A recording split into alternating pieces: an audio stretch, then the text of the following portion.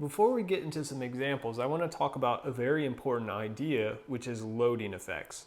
So what we've seen previously is I've said we had two systems or more, so let's just focus on two, G1 and G2, and I said, well, let's come and connect these two systems together like this, such that my output from G1 is now my input to G2. And I said, all right, if I had some input R of S over here, in the middle, we're going to have R times G1, and on the output over here on the far right, we're going to have R times G1 times G2. So basically, our overall equivalent transfer function just becomes the product of the two. Well, it turns out that that's not always going to be the case. Just by the fact that we have made this connection between the two, our system G1 influences what the output of our system G2 influences the output of G1 in some cases. So let's take a look at a sort of physical example of that to get a better idea. So let's say we have two simple circuits. So we have a circuit over here, which is our first system, and a circuit over here, which is our second system.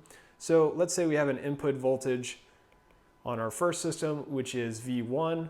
We have resistors R1 and R2, and we have an output voltage V2.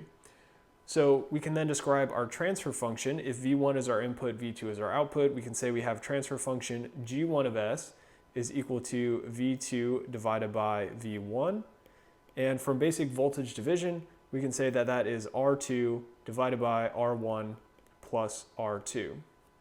So our system 2 over here, let's say we have V3 as our input, V4 as our output, and we have resistors R3 and R4.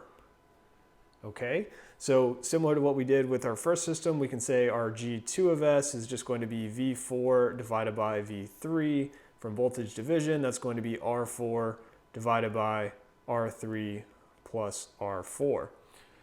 So if we were sort of doing our simplistic case like we see up here, we would expect when we combine these two in cascade, we would expect that our GEQ is just equal to G1 times G2, which would be R2 divided by R1 plus R2 times R4 divided by R3 plus R4.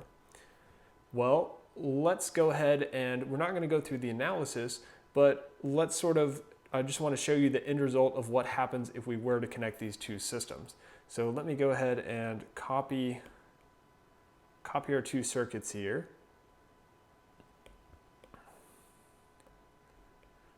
So what we're saying is that now we're going to take this circuit and we're going to connect it like this. And so let me actually connect it this way instead. So we've connected these things in cascade. So our two systems are connected in cascade.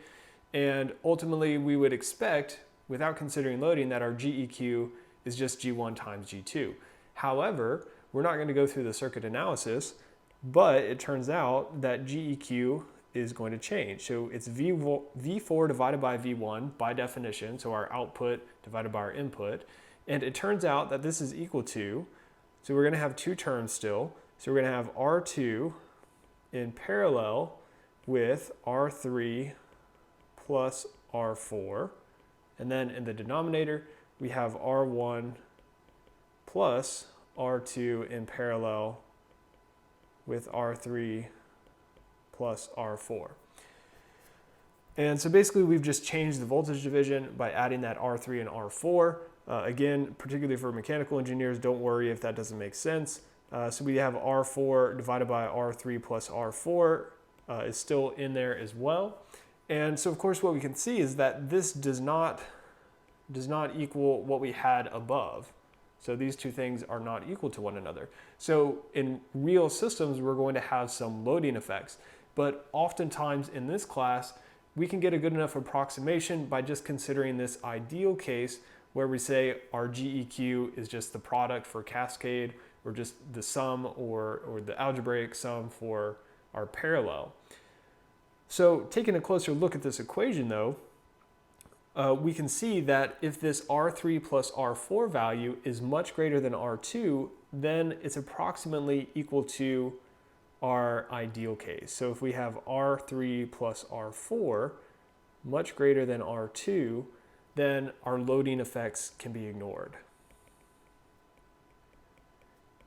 And so again, not something that you should be worried about sort of seeing that right away, but whenever we have parallel combinations of resistors, the smaller one is going to dominate. So if we make those highlighted areas here, so our R3 plus R4 much bigger, our R2 dominates, and we're going to be left with just R2 divided by R1 plus R2, which is of course what we had here. So oftentimes there are sort of assumptions or cases that we can make for downplaying our loading effects, but certainly if we want a more accurate picture, they need to be considered.